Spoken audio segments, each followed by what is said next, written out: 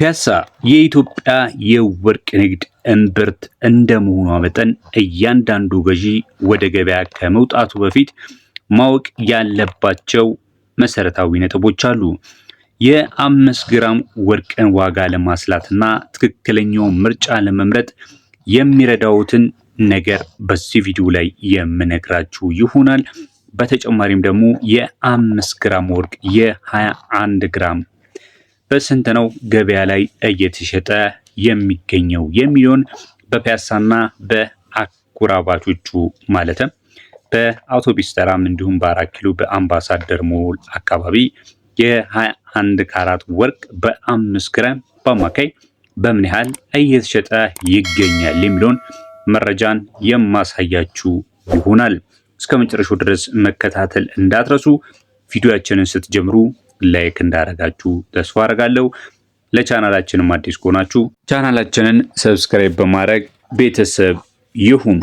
ወደ ዋጋው ከመሄድ በፊት ግን የወርቅ ቁልፍ ባህሪያት ምንድናቸው? በተለይ ደግሞ ልትገዙ ገበያ ላይ ስትወጡ ማወቅ ያለባችሁን ዋና ዋና ነገር የምነግራችሁ ይሆናል። ምንድነው ዋና ዋና ነገሩ ካላችሁ፣ የመጀመሪያው ወርቅ ለመግዛት ገበያ ከመውጣታችሁ በፊት በዋናነት ከሚያውቅ ሰው ጋር መውጣት ብትችሉ ይመከራል። ነገር ግን ደግሞ ችግር የለውም ካላችሁም ምን ነገሮችን መሰረት እንደምታደርጉ መረጃን የሚጨምርላችሁ ነገር በዚህ ቪዲዮ ላይ የምነግራችሁ ይሆናል ማለት ነው። በዋናነት ወርቅ ስትገዙ ማወቅ ያለባችሁ ሁለት ዋና ዋና ነገሮች አሉ። የመጀመሪያው ካራትን መረዳት ነው። ካራትን መረዳት ማለት ምን ማለት ነው ካላችሁ፣ የካራት ባህሪያቶችን ማወቅ። ለምሳሌ 21 ካራትን ለመግዛት ገበያ ስትወጡ 21 ካራት ምን አይነት ወርቅ ነው? ተፈላጊ ነው? ተፈላጊ አይደለም ወይ? ለዕለት አጠቃቀምስ ተስማሚ ነው? ምን ያህል የሆነ ንጹህ ወርቅ ይዟል? ምን ያህል የሆነ ሌሎች ማዕድናቶችን በውስጡ ይዟል የሚለውን ነገር ማወቅ ነው። በተለይ ደግሞ 21 ካራት እንደሚታወቀው በእኛ ሀገር ለጌጣጌጥ በብዛት ከሚዘወተሩ የወርቅ አይነቶች መካከል ዋነኛው። በተለይ ብዙ ሰዎች 21 ካራትን ይመርጣሉ። የመጀመሪያው 87.5 ንጹህ ወርቅ ስለሆነ ነው። ነገር ግን ትንሽ ደግሞ ጨምሬ ልግዛ ካላችሁ 22 ካራት ምርጫችሁ ማድረግ ትችላላችሁ።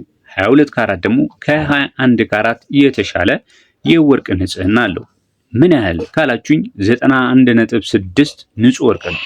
ይበልጥ ከ21 ካራቱ በበለጠ ቢጫ ቀለም ያለውና ከፍተኛ የወርቅ ክምችት ያለው ነው። 91 ነጥብ ንጹህ ወርቅ ካልኳችሁ እንግዲህ ከ87.5 ከ21 ካራቱ የበለጠ የወርቅ ክምችት ያለው ቢሆንም ነገር ግን ከ21 ካራቱ ይልቅ በጥቂቱ ለስለስ ያለ ነው ማለት ነው። ሌላው ደግሞ ለምርጫ እንዲረዳችሁ አይደለም እኔ 22ን መግዛት አልፈልግም፣ 21ንም መግዛት አልፈልግም፣ 18 ካራት ይሻለኛል ካላችሁ፣ ብዙ ጊዜ 18 ካራቶች የተወሳሰበ ዲዛይን ለመስራት በጣም ከውጪ የሚገቡት ይበዛሉ። ሀገር ውስጥ ብዙም የ18 ካራት የለም። ነገር ግን ብዙም ምን ያልኳችሁ መኖር አለ፣ ግን ብዙ አይደሉም። የ18 ካራት የሀገር ውስጥ በብዛት የተለያዩ ዲዛይኖችን ለመስራት ስለሚፈልጉ ከውጪ የሚያስገቡት ይበልጣል ማለት ነው። ስለዚህ 75% ንጹህ ወርቅ ነው። ነገር ግን ከላይ ከነገርኳችሁ ከ21 እና ከ22 ካራት ጠንካራ ናቸው። ንጽህናቸው ደግሞ በመጠኑ ከ21 እና ከ22 አንጻር አነስተኛ ናቸው ማለት ነው። እዚህ ጋር የመጀመሪያው እንድትይዙልኝ የሚፈልገው ካራት ነው። ወርቅን ለመግዛት ስትፈልጉ 5 ግራምም ግዙ 1 ግራምም ግዙ፣ መለየት ያለባችሁ ካራት ነው። ካራትን ከለያችሁ በኋላ ደግሞ ምን መለየት አለብን ካላችሁ፣ የእጅ መታሸት ወይም ሌቨር ኮስት የሚለውን የማምረቻ ዋጋን መለየት አለብን። የወርቅ ዋጋ የሚሰለው በግራም ንጹህ ወርቅ ዋጋ ላይ ዲዛይኑን ወይም ደግሞ የባለሙያውን የስራ ዋጋ ተደምሮበት ነው። ዲዛይኑ ከተወሳሰበ ዋጋው ምን ይላል? ከፍ ይላል ማለት ነው። ዲዛይኑ ኖርማል ከሆነ ደግሞ ዋጋው ዝቅ ይላል። ይህም በተለያዩ ቪዲዮዎቼ ነግሬያችኋለሁ። እዚህ ጋር ሁለቱን ነገሮች በተለይ ወርቅን ለመግዛት ገበያ ስትወጡ ብቻችሁን ከወጣችሁ ሰውም ይዛችሁ ከወጣችሁ እነዚህ ነገሮች መለየት አለባችሁ ማለት ነው። ወሳኝ ነገር ስለሆነ ማለት ነው። እየተከታተላችሁ ያላችሁት የተሰራ የወርቅ ዋጋ በምን ያህል መግዛት እንችላለን የሚለውን በተለይ ደግሞ የ5 ግራም ወርቅ በገበያ ላይ የ21 ካራት በስንት እየተሸጠ ይገኛል የሚለው ነው።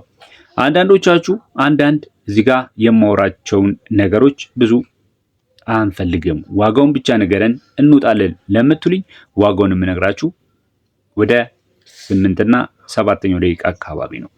ለምን ዝም ብላችሁ ዋጋውን ይዛችሁ ቀጥታ እንድትገዙ አልፈልግም። ስለዚህ እነዚህን ወሳኝ የሆኑ ነገሮችን መስማት ካልፈለጋችሁ ማሳለፍ ትችላላችሁ ማለት ነው። በመቀጠል የምነግራችሁ ነገር ደግሞ አዝማሚያውን መመልከት አለባችሁ። በተለይ ወርቅን ዋጋ አዝማሚያ ሳይመለከት የሚወጣ ሰው እጅግ በጣም ይጎዳል። በተለይ ደግሞ የወቅቱን አዝማሚያ እንደምታውቁት ከሆነ ጊዜው በእኛ ወቅት ክረምት ነው።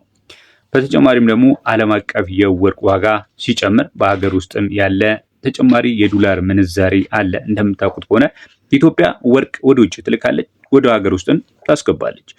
ስለዚህ በዚህ ቮልታሊቲ የተነሳ በፒያሳም የወርቅ ዋጋ ላይ ቀጥተኛና ቀጥተኛ ያልሆነ ተጽዕኖ አለው ማለት ነው። በተለይ ምንም እንኳን በአሁኑ ሰዓት ላይ የወርቁ ዋጋ በጣም የተለየ እንቅስቃሴ እየተስተዋለበት አይደለም። ገፋ ቢል እየተሸጠ የሚገኘው የሚሸጥ ዋጋ ሬንጁ ምን ያህል ነው? ከስንት እስከ ስንት ነው ካላችሁን 21 ካራትን ልንገራችሁ ከ28000 እስከ 33000 የኢትዮጵያ ብር በተለያዩ ወርቅ ቤቶች ታገኛላችሁ። ደግሜ ልንገራችሁ የ21 ካራትን የ1 ግራም ወርቅ የተሰራ ማለት ነው ከ28000 እስከ 33000 ታገኛላችሁ። የ5 ግራም ወርቅ ምን ያህል ነው የሚለውን ስነግራችሁ ግን እንደ ማምረቻ ዲዛይኑ ይለያያል። ይሄ ምንም ጥያቄ ውስጥ የሚገባ ነገር አይደለም። ዛሬ እናንተ አካባቢያችሁ ያለ ወርቅና እኔ እዚህ ጋር አካባቢ ላይ ያለው ወርቅ ዲዛይኑ ተመሳሳይ ሊሆን ይችላል፣ ተመሳሳይ ላይሆንም ይችላል። ተመሳሳይ ሆኖ ዲዛይኑ በአካባቢ ደግሞ ሊለያይ ይችላል። ያ እንዴት ነው ካላችሁ ለምሳሌ ሁለት ጎንና ጎን ያሉ የወርቅ ቤቶች እኩል ኪራይ ያከፍሉ ተመሳሳይ ዲዛይን ቢኖራቸው ማለት ነው። ሌላው ደግሞ እኩል ሰራተኛ ላይኖራቸውም ይችላል። ገብታችኋል?